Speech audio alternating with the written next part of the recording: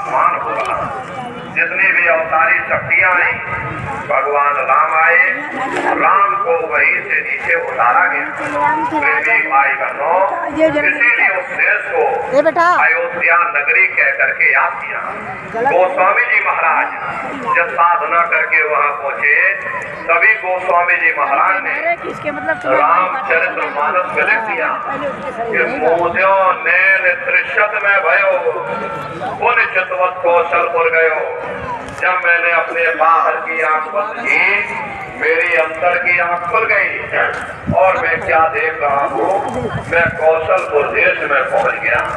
मोहे विलोक राम दुसाई, मुझे देख करके भगवान राम प्रसन्न हो गए। उन्होंने ऊपर जाने का मुझे रास्ता दे दिया।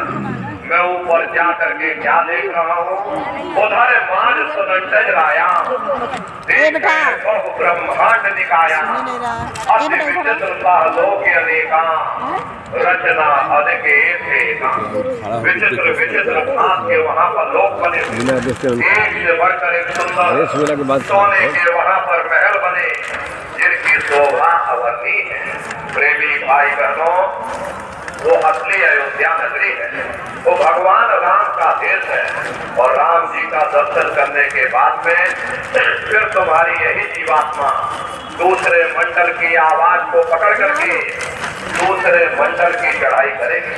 श्याम तज श्रेष्ठ को कहना, सूरत को शान धुन सुनना, और पंख के द्वार बंद बैठो और त्रिकुटी जाए कर लेना। उसी के ऊपर दूसरा देश आता है, ट्रेन उतरे है ना, अरे ट्रेन उतरे तो हमको ढूंढ रहे हैं, वो ब्रह्म है। वहीं से माया की उत्पत्ति हुई, वहीं से 3 गुण, रजोगुण, तमोगुण, सतोगुण, तीनों गुणों की उत्पत्ति वहीं से हुई। ये जो आपके वेद हैं, वेदों की भी उत्पत्ति उसी स्थान से हुई है। अरे महात्मा कहते हैं कि त्रिकुटी महल में विद्या सारा, धनहर गरजे बजे नगारा, लाल वरण सूरज उजियारा। वहाँ पर 2 धुने, बादलों की गर्जन, मृदंग की आवाज उस लोक में बराबर गूंजती रहती है। ब्रह्म का जो स्वरूप है, लाल वरण सूरज उजियारा। ये सूरज कुछ नहीं है, ऐसे लाखों लाख सूर्य इकट्ठे करोगे तो वहाँ का एक सूर्य बनेगा। प्रेमी भाई बहनों, ब्रह्म का जो स्वरूप है वो सुबह के लाल सूर्य के समान है, इसीलिए वहाँ का पूरा ब्रह्मांड लाल है। जहाँ तक आपकी निगाह जाएगी, ब्रह्म देश में चारों तरफ आपको लाल ही लाल नजर आएगा। महात्मा जब साधना करके वहाँ पहुँचे, तभी महात्मा ने लिख दिया, लाली मेरे लाल की, जिस देखो उस लाल, लाली देखन में गई, मैं भी हो गई लाल। तो पूरा ब्रह्मांड लाल है। जितने साधक वहाँ पहुँच जाते हैं, उन सभी को योगेश्वर कहा जाता है। योगेश्वर भगवान श्री कृष्ण उसी देश में वास करते हैं। ये जो ब्रह्म देश है, वो श्री कृष्ण भगवान का ही देश है, और श्री कृष्ण भगवान वहीं पर रहते हैं। ये बाहर की जन्माष्टमी नहीं है जो आप लोग यहाँ मनाते हो, ये तो आप नकल करते हो। महात्माओं ने कहा था, भाई सही मायने में तुम जन्माष्टमी कब मनाओगे, जब तुम्हारी ये जीवात्मा 5 तत्व, जल पृथ्वी अग्नि वायु आकाश और 3 गुण, रजोगुण तमोगुण सतोगुण, 5 तत्व 3 गुणों से परे होकर के और ब्रह्म देश में पहुंच करके जब तुम कृष्ण भगवान का दर्शन कर लोगे, तब सही मायने में जन्म अष्टमी मनाई जाएगी।